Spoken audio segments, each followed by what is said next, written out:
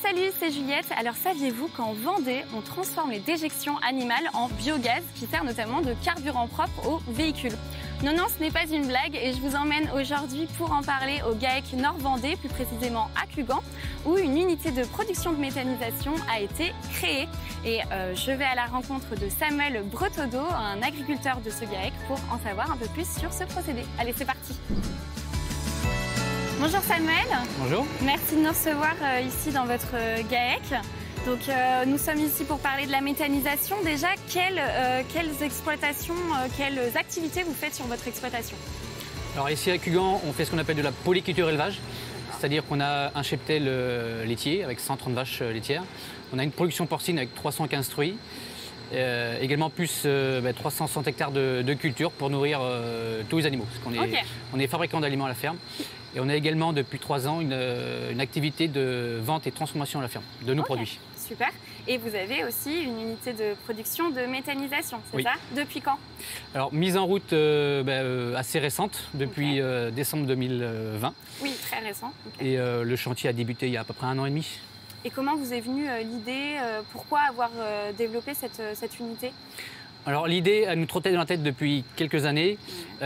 C'était principalement de nous apporter un complément de revenus du fait des productions agricoles qui sont très instables et de participer à notre niveau à la transition énergétique. Ok. Et la question qu'on se pose tous, c'est comment, par quelles étapes passe la production de méthanisation en fait? Alors dans le principe de la méthanisation, on va récupérer nos effluents d'élevage ainsi que des couverts végétaux qu'on va introduire dans une trémie d'incorporation. D'accord. Ces éléments vont être introduits dans un fermenteur ou digesteur. Et dans ce fermenteur, on va avoir des bactéries naturelles qui vont dégrader la matière organique. Et en se dégradant, on va avoir une production de ce qu'on appelle du biogaz.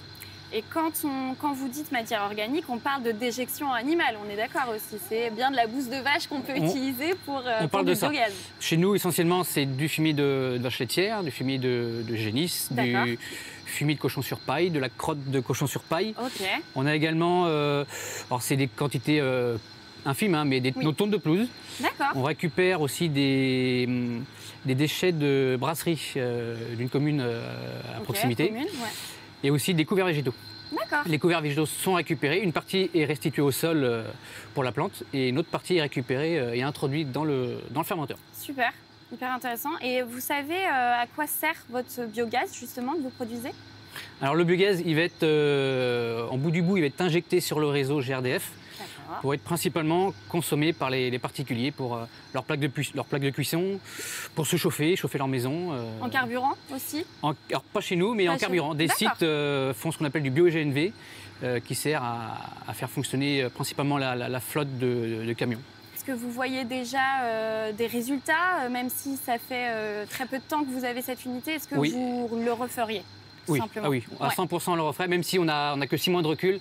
Le résultat est là, la mise en route s'est très bien passée et le business plan qui a été mis en place se colle à peu près à ce qui est réalisé aujourd'hui. D'accord. Bon, merci Samuel en tout cas de nous avoir reçus. Merci pour toutes ces informations. Surtout, c'est hyper intéressant, surtout quand on sait que le biogaz émet 80% d'effet de serre, de gaz à effet de serre de moins que le diesel quand il est utilisé comme carburant. C'est quand même pas négligeable.